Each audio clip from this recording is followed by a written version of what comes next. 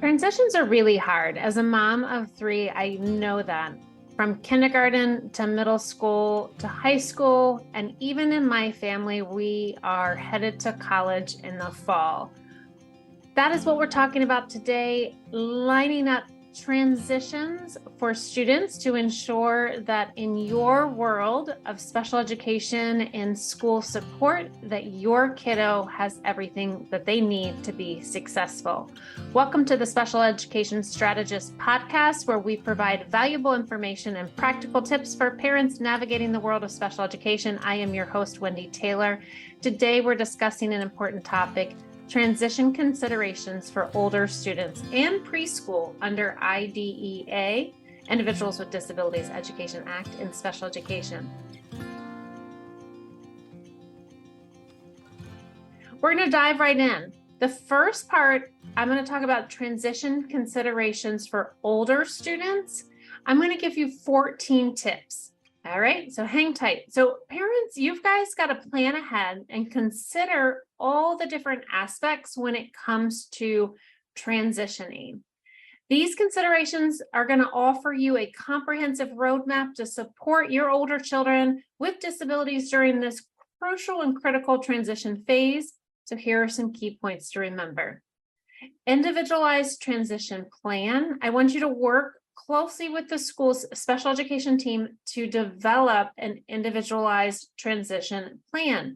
This is going to outline goals, services, supports necessary for students' successful transition to adulthood.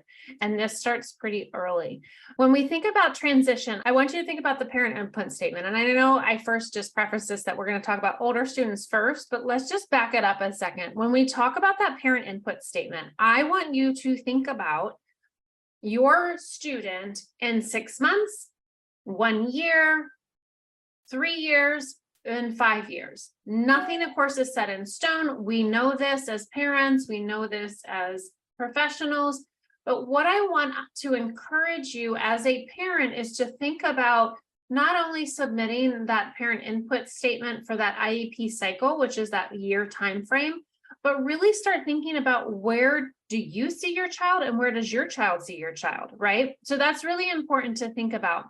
So when you've started to have these thoughts in your head, have these conversations with your IEP team, then seamlessly this individualized transition plan can start to take shape for your older students, because you've already asked the questions, you've already put forth that information in the IEP, the goals that you and your family, your student need and want for that future education, employment, and independence in the future. And that way you can start accessing services as early as possible, and you can start to get on lists. Sometimes when we're talking about transition, we're talking about services outside of the realm of a school. You may need to be on a list because waits can be quite long. Second thing I want to talk about is vocational skills development. I want you to emphasize vocational skills development during high school years. Encourage participation in work-based learning experiences, vocational training programs, internships to build practical skills for future employment. Ask your school district, ask your IEP team who the coordinator is for the vocational component so that you can start having these conversations again early rather than later, and start making the necessary plans.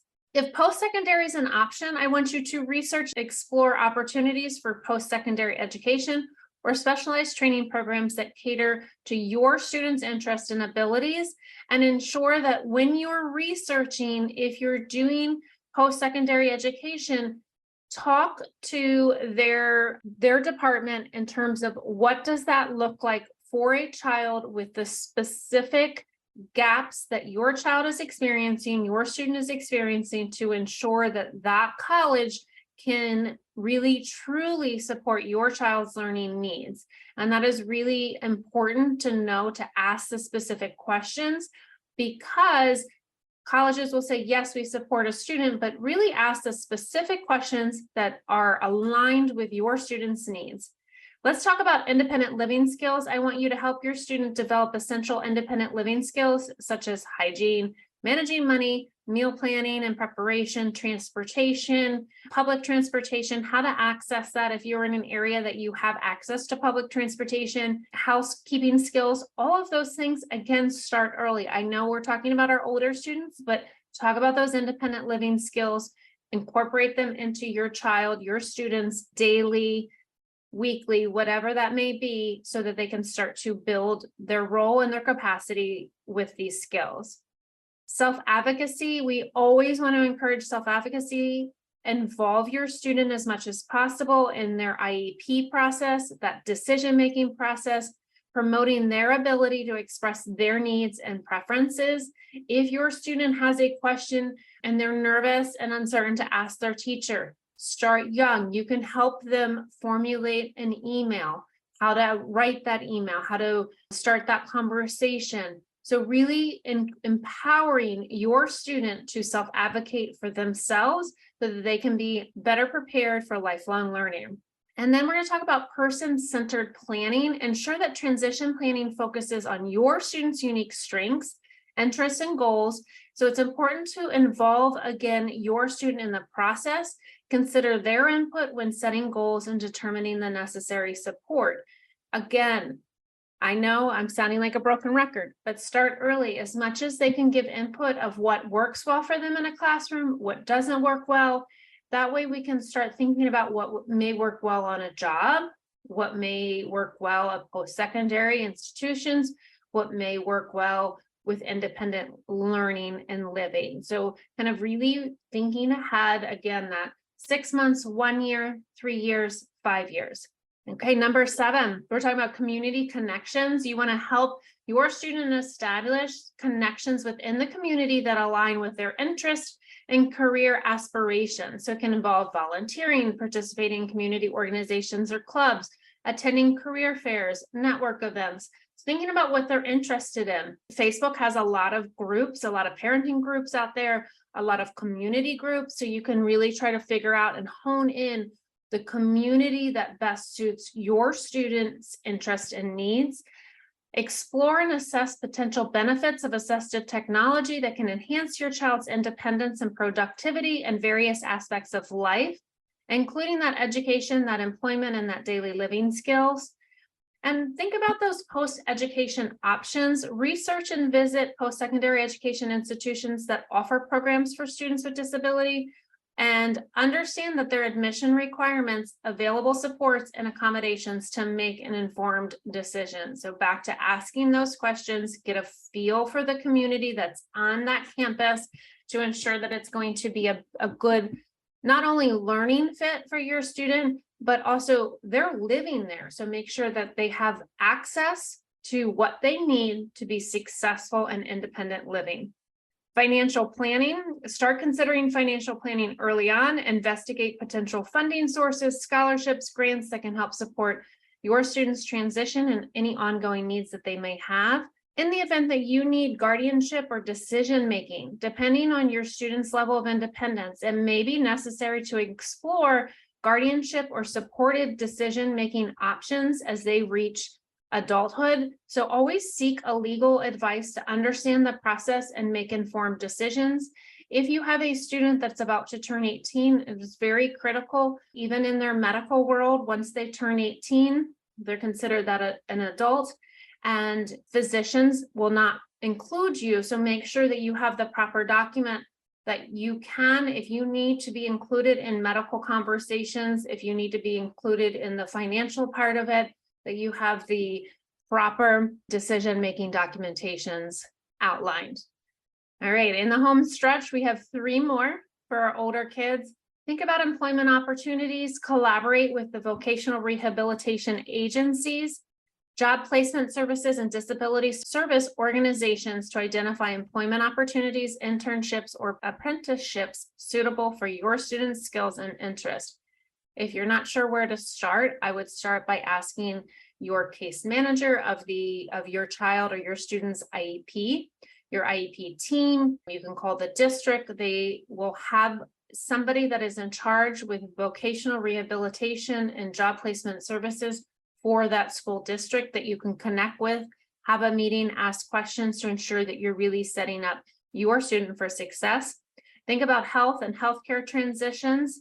Ensure a smooth transition of healthcare providers and services. Help your child understand their medical needs, medication management, and the importance of taking responsibility of their health. This is really critical and something that we don't often think about, especially for aligning ourselves with information at school and IEPs. But if your student takes a medication on a daily basis, start now as soon as you are comfortable with getting them in that routine of them taking that medication, understanding how to fill a prescription, how to ask for that refill, how to call and make an appointment. You can practice doing that, calling and making a doctor's appointment. So all of these things are going to be thought of when we talk about transition with our older students. Last, but certainly not least, we want the emotional and social support. So we want to recognize the emotional challenges that may arise during the transition period. You want to encourage your student to seek emotional support from peers, mentors, support groups, catering to individuals that have similar needs as your child, your student. One quick tip, if your student's going off to college, make sure they know where counseling is prior to, like, when you're moving in that week. Make sure they actually know where that building is, because when you're in a crisis, that's not the time to have to learn where to find and where to go. So prior to that crisis, heaven forbid that does not happen. But if it does, you want to make sure that your student knows where to go and they feel comfortable making an appointment and reaching out. So we're going to shift our focus to transition considerations for our younger students, our preschool students that are entering elementary school.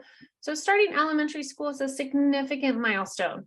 Considerations provide parents with a comprehensive approach to facilitate a smooth transition for their preschoolers. So we're going to have 14 tips. So let's go through them. We want to communicate with the school staff. We want to establish open lines of communication with the elementary school and special education team. You want to share information about your child's needs, strengths, and any specific concerns. You can really do that on a one-sheeter with a picture of your kid. This is my student. This is what they like. This is what they don't like. Here's a unique thing about them. Whatever you want to share, and also send home an email and let people know how and the best way to reach you. I would send an email to your students, new teachers. And I know you're thinking, Wendy, you're recording this at the end of the school year. It is May, correct? But think ahead. So you want to think about when August and staff is coming back. What do you want to tell that staff? How can they get a hold of you? Can they text you? Can they email you? Can they call you? What is the best way? And you're going to repeat that every year. Even though if you think you're in your elementary school and they all know you're a sweet baby, just repeat that email. So each year refreshes that staff's mind of what the strengths, what the gaps, what the gains are of your individual student and how to best support them. Transition meetings. So I want you to attend transition meetings to discuss your child's IEP goals, services, and any modifications needed for a successful transition to a new school environment. It can be nerve-wracking for you as a parent, for our students. So we want to make sure that we are setting up for success, that we know the building, see if you can get a tour of the building. And so really you're starting to feel comfortable. I want you to go on the familiarization visits, arrange to visit the new school before the official transition to help your child become familiar with the surroundings, meet the teachers, and explore the classrooms. I would even say that if you have an anxious student or a student that's apprehensive about transitions, you can drive by the school as many times as you want. You can sit in front in the school parking lot and eat your lunch while you're looking at the building. So the student starts to visualize themselves getting out of the car, walking into the building. See if you can play on that playground. See if you can have a little play group of students that will be entering that same year with your students. Get together on that playground so things start to become familiar for your student that is transitioning. I want you to collaboration with preschool providers. So encourage that collaboration between the preschool and the elementary school providers to ensure a seamless transition and continuity of service. That social skills development, I want you to help your student develop social skills by organizing playdates with future classmates, joining community-based programs that promote interaction with peers, so that they can start to see familiar faces and become more comfortable. Individualized education plans. I want you, before the transition, review and update your child's IEP to ensure that it aligns with the goals and services appropriate for that elementary school setting. Make sure the new IEP reflects the specific needs and supports required for your child's successful transition. Think about social stories, visual supports. Use social stories and visual supports to prepare your child for the upcoming changes. And these tools can help them understand what to expect in the new school environment, such as a new routine, expectation, and faces that they're going to encounter. Communication with elementary school staff. Initiate that communication with the elementary school staff, including special education team, the principal, the classroom teacher, the guidance counselor. Share that information about your child's strengths, areas of needs, any specific accommodations and modifications that have been helpful in the past. This collaboration will help the school staff better understand and support your students' unique needs. Transition meetings and visits. Again, anytime a transition meeting happens or it's organized by the elementary school to discuss your kiddos' needs and the supports they require, make sure you can be there or get a time where it works best for you. Additionally, you want to arrange visits to the new school that allow your kiddo to explore that classroom, meet their teacher, and become familiar with the overall environment. Some students do better if they can meet the teacher and see that classroom before. Some schools have it what they call a sneak peek, where you can go in, you meet your teacher for the first time, and then within the next week or couple of days or something, then school starts. Sometimes you know your kiddo best. It may work better if they can go in before other students are there, so it's a little quiet. They can kind of get the lay of the land and then come back again for the sneak peek when their classmates, potential classmates, new classmates will be there. Any peer connections foster opportunities for your child to interact with potential classmates before the transition. Organize play dates, attend community events, participate in programs where your child can meet and engage with their future friends and peers. These connections always can help ease that anxiety and really promote that inclusion and social inclusion, I should say. If there's any sensory considerations, discuss your students' sensory needs with the school staff. Share strategies or accommodations that have been helpful in the past to ensure a supportive sensory environment is provided. Last two that we're going to talk about, I want you to think about transition assessments. Request transition assessments to evaluate your students' current skills and abilities as they prepare for elementary school. These assessments can inform the development of appropriate supports and accommodations within that new school setting. And parent education and support. I want you to seek out educational opportunities and support groups focused on transitioning to elementary school. Connect with other parents who have gone through similar experience and can provide that valuable insight, tips, and emotional support. That wraps up our discussion on transition considerations for both preschoolers and our older students under special education and IDEA. I hope you found this information valuable. Join me next time on the Special Ed Strategist as we continue to explore important topics in special education.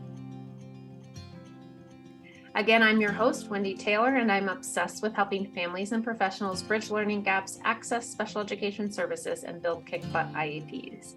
Thank you again for strategizing with me and spending your precious time listening. If you've loved what you've heard, share this episode with a friend, give us a like and a follow. Looking for free tips, not sure where to start? Go to learningessentialsedu.com. You can take our free quiz. It gives you that starting point for help. And if you need more specialized educational support, we got you. We're here. We provide individualized and systematic approach to supporting students with various learning needs and differences through academic coaching, educational therapy, and Brain Camp, our executive function support model. I hope this helps make it a great day. Bye for now.